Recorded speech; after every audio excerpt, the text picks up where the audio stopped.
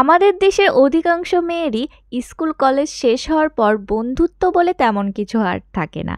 তারা তখন নিজের কাজে বা সাংসারিক কাজেই ব্যস্ত থাকে। তবে ছেলেদের ক্ষেত্রে কিন্তু তেমন হয় না। মেয়েরা সাধারণত পরিবার সংসারের জন্য ফ্রেন্ডশিপটা আজীবনের জন্য টিকিয়ে রাখতে পারে না, তবে ছেলেদের ফ্রেন্ডশিপটা হয় আজীবনের জন্য। So guys, welcome back to my channel. কেমন আছো তোমরা সবাই? নিশ্চয়ই ভালো আছো, আর আমি তো সব সময় ভালো থাকি। আসলে কলেজ লাইফের পর থেকে বন্ধুত্বের সংখ্যাটা আস্তে আস্তে কমে এসেছে। তেমন একটা কারোর সাথে যোগাযোগও নেই বললে চলে।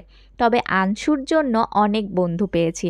যদিও তারা আমার বয়সে 9 থেকে 10 বছরের বড়, তবুও ওই যে কথাই আছে না, বন্ধুত্বে কোনো বয়স হয় না।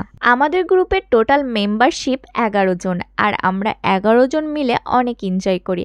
যদিও আজকে 3 জন আসেনি, আমরা কিন্তু 3 জনকে খুব মিস করছিলাম। সো আজকে ফ্রেন্ডশিপ ডে উপলক্ষে আমাদের গ্রুপে রয়েছে পার্টি, আর পার্টির মেনু হচ্ছে চিলি চিকেন, সাথে গরম গরম পরোটা, গরম গরম সানার জিলেপি, স্যালাড আর কোল্ড ড্রিঙ্কস। সকাল থেকেই প্রচণ্ড বৃষ্টি হচ্ছিল। অন্যান্য দিন আমরা স্কুলের সামনে যে আমবাগানটা আছে সেখানে বসি, কিন্তু আজকে আমরা একজনের ঘরে বসেছি।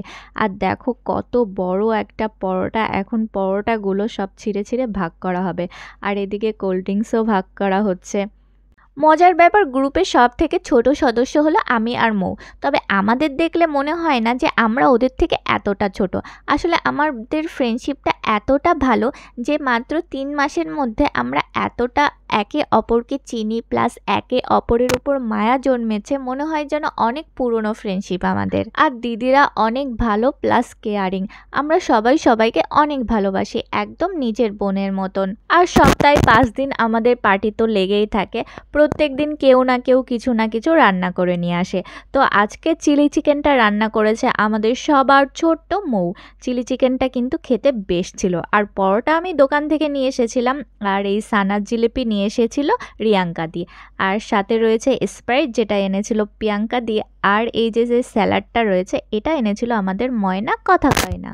বেশ অনেক দিন পর পিকনিক পিকনিক ফিল হচ্ছে, আর খাবারটা দেখেই বোঝা যাচ্ছে যে কতটা টেস্টি হয়েছে। ও, তোমাদের তো সবার সাথে পরিচয় করাতেই ভুলে গেছি।